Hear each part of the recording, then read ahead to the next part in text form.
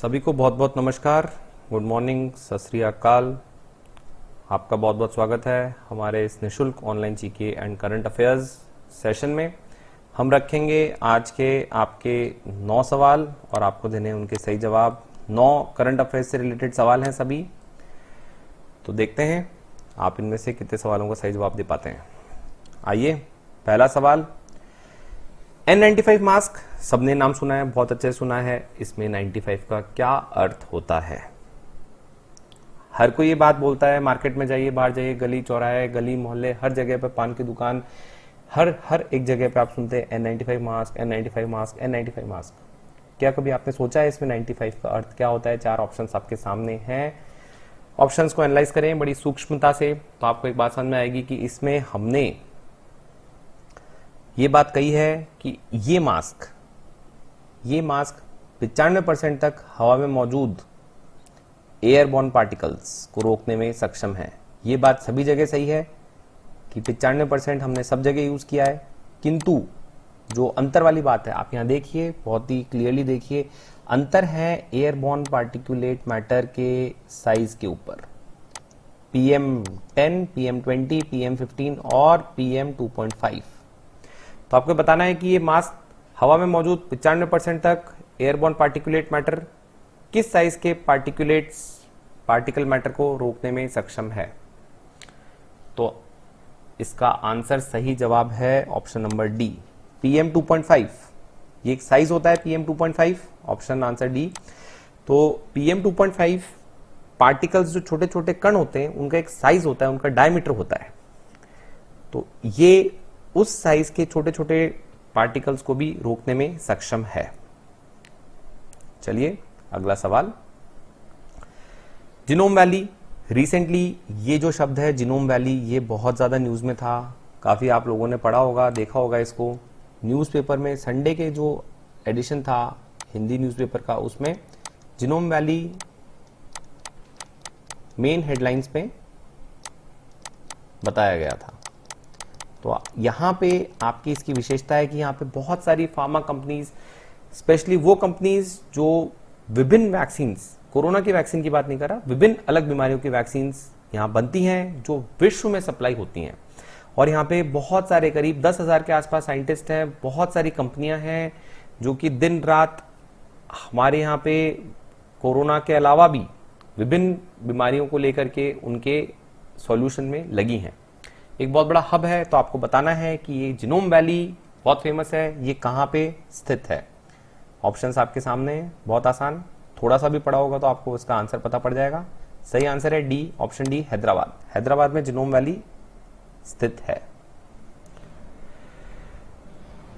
दुनिया की 1/3 की वैक्सीन की जो डिमांड है उसको फुलफिल, यानी कि उसको डिमांड को सप्लाई करता है जिनोम वैली, हैदराबाद के अंदर स्थित। यहाँ लाइफ साइंसेस क्लस्टर है, बैंगलोर और चेन्नई से भी ये आगे है, हैदराबाद के अंदर ये स्थित है। इसके अंदर करीब करीब 200 बड़ी बड़ी कंपनियां हैं जिसमें 10,000 से ज्यादा साइंटिस्ट कार्यरत हैं। ना केवल ये बड़ी इनोवेटिव कंपनीज को इन्होंने यहाँ पे अट्रैक्ट किया है, बल्कि दुनिया के जो बड़े बड़े ग्लोबल कॉन्ट्रैक्ट रिसर्च ऑर्गेनाइजेशंस हैं, बड़ी बड़ी मैन्युफैक्चरिंग ऑर्गेनाइजेशंस हैं, वो भी इस हैदराबाद की जिनोम वैली में कार्य कर रही हैं। सो हैदराबाद इज द आंसर। चलिए अगला सवाल,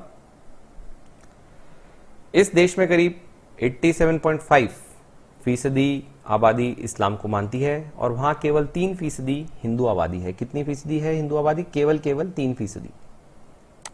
इसके बावजूद भी इस देश की करेंसी पर भगवान गणेश की फोटो है और एकमात्र देश है जहां नोटों पर गणेश जी की फोटो है। इस देश का नाम बताएं। बड़ा ही यूनिक सवाल है ये, अखबारों में भी इस बार आपने पढ़ा होगा, देखा होगा। गणेश चतुर्थी के टाइम पे गणेश जी की पूजा के लिए जो हम मनाते हैं गणेश चतुर्थी, अभी अभी ये त्योहार गया है।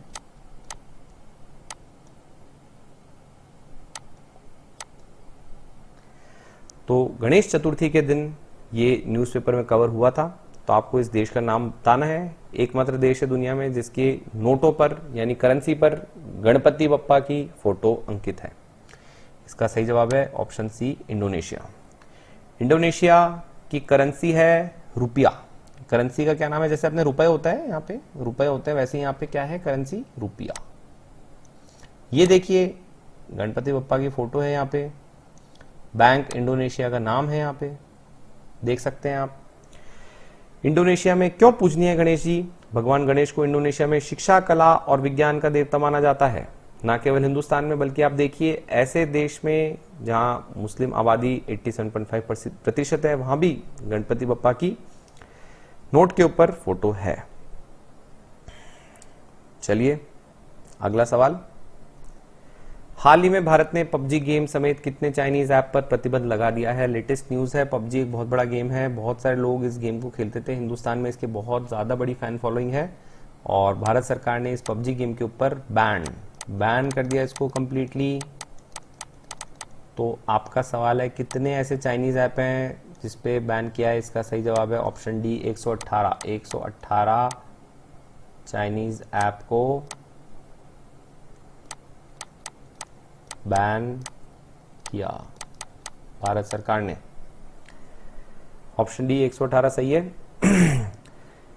जिन चीनी ऐप पर प्रतिबंध लगाया है उनमें पबजी के अतिरिक्त लिविट, WeChat reading, AppLock, carrom friends जैसे मोबाइल ऐप शामिल हैं। टिकटॉक और हेलो समेत 59 मोबाइल ऐप को जून के अंत में इनको बैन किया था। जुलाई के आखिरी में 47 और इस पे और प्रतिबंध लगाया था। अब तक कुल मिला के अगर कोई पूछे आपसे, आज तारीख तक कुल मिला के 224 चीनी ऐप्स हैं जिन पे प्रतिबंध लगाया गया है। जरूरी है, काफी इंपॉर्टेंट है ये स्टेप। सवाल नंबर 5, केंद्र सरकार ने भारतीय विमानन कंपनियों को निम्न में से कितने प्रतिशत घरेलू उड़ानों के लिए मंजूरी प्रदान की है? केंद्र सरकार ने जो हमारी एयरलाइन कंपनीज हैं, कितने प्रतिशत घरेलू उड़ानों की मंजूरी प्रदान की है? इसका आंसर है ऑप्शन नंबर बी। चेक कर लेते हैं। Yes, B is the right answer. मुझे भी अप्रोक्सीमेटली याद था बी 60%। तो 60% घरेलू उड़ानों के लिए मंजूरी प्रदान कर दी है। इसके पहले एयरलाइंस को नेटवर्क कैपेसिटी का सिर्फ 45% तक इस्तेमाल करने की मंजूरी थी। देश में 25 मार्च को लगाए गए लॉकडाउन के चलते विमानन सेवाओं पे रोक लगा दी गई थी। चलिए आगे बढ़ते हैं। ग्लोबल इनोवेशन इंडेक्स GII, हम बात कर रहे हैं ग्लोबल इनोवेशन इंडेक्स में भारत 4 पायदान की छलांग लगाकर कितने स्थान पर, किस रैंक पे पहुंच गया है? चलिए तो आपके लिए एक हिंट है, पहली बार भारत अंडर 50 से कम रैंक पे है। इस हिंट के साथ आपने ऑप्शन नंबर डी इसको खारिज कर दिया। Option D can not be the answer. अब आपके पास ABC 3 ऑप्शंस हैं, आपके चांसेस बढ़ गए हैं आंसर सही करने के। इसका सही जवाब है option number C is the right answer, option C. तो ग्लोबल इनोवेशन इंडेक्स में भारत पहली बार शीर्ष 50 देशों में शामिल हुआ है। भारत ने 4 पायदान की छलांग लगाई और 48वें स्थान पर पहुंच गया है। 2015 में हम 81 पे थे। देखिए आप किस प्रकार से हमने छलांगे लगाई हैं। उसके 2016 में 66, 2017 में 60वीं, 18 में 57 और 19 में 52 पे, और अब हम पहुंच गए 48वें पे।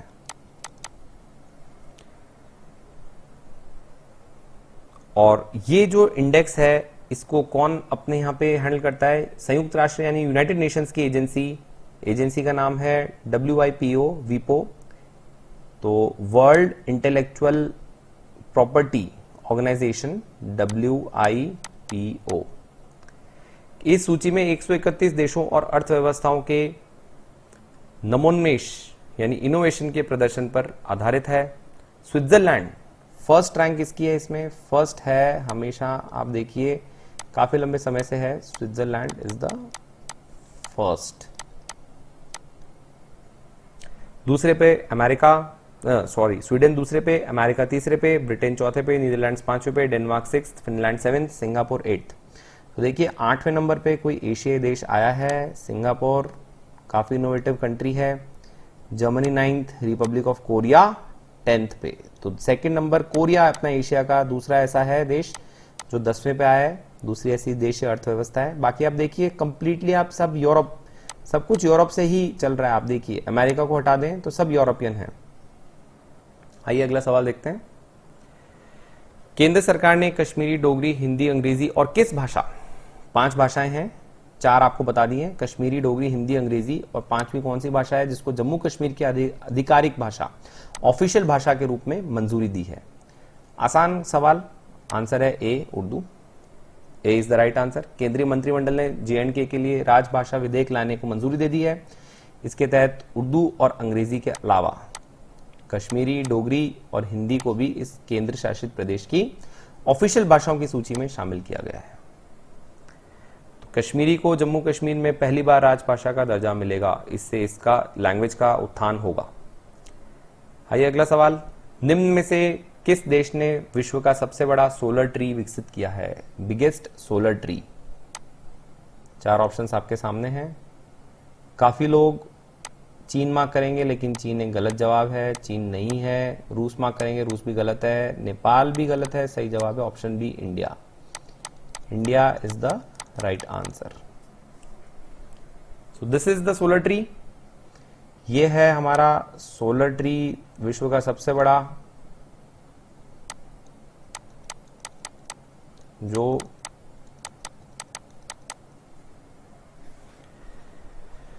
इसे central mechanical engineering research institute के आवासीय कॉलोनी दुर्गापुर में स्थापित किया है। आप इस जगह को याद रखें, दुर्गापुर, और CMERI इसको भी याद रखें। इसकी जो कैपेसिटी है 11.5 किलोवाट पावर की होगी। इससे किसानों को पंप, ट्रैक्टर आदि को चलाने में सुविधा होगी, और यहां से इस बिजली की जो उत्पादन होगा उसको पावर ग्रिड में भी दिया जा सकेगा। 7.5 लाख रुपए का सोलर ये ट्री है। आज का आखिरी सवाल, किस देश ने कैलाश मानसरोवर के पास सतह से हवा में मार करने वाली मिसाइल स्थापित की? देखिए ये हमारा ग्राउंड होता है, यहां पे हम मिसाइल लगाते हैं, तो यहां से हवा में मार करने की ऐसी कौन सी मिसाइल कैलाश मानसरोवर के पास स्थापित की है? Obvious answer, China. Hindustan China की लड़ाई चल रही है, ऐसे में चीन ने कैलाश मानसरोवर में एक झील के पास में मिसाइल साइट का निर्माण किया है। वहां वो जमीन से हवा में मार करने वाली मिसाइल बना रहा है। आइए देखते हैं, ये है हमारे माउंट कैलाश का एरिया, समझ रहे हैं आप। ये हमारा डोलमा पास है, ये डोलमा पास है, और ये है लेक मानसरोवर झील। और यहां पे जो पास है सबसे इंपॉर्टेंट, इसको याद रखिएगा, लीपू लेक पास इधर नेपाल आ गया, ये चीन का क्षेत्र है, और ये हमारा ये लाइन ऑफ एक्चुअल कंट्रोल है। ये आप देख रहे हैं सारी सारी dotted line, this is line of actual control. तो ये कई सारे एरियाज हैं, आप देख सकते हैं इसमें। तो ये जो है ये चीन के अंदर का क्षेत्र है कैलाश मानसरोवर। चलिए इसी के साथ हम आज का अपना सेशन समाप्त करते हैं। आप सभी के साथ का बहुत बहुत धन्यवाद। जय हिंद।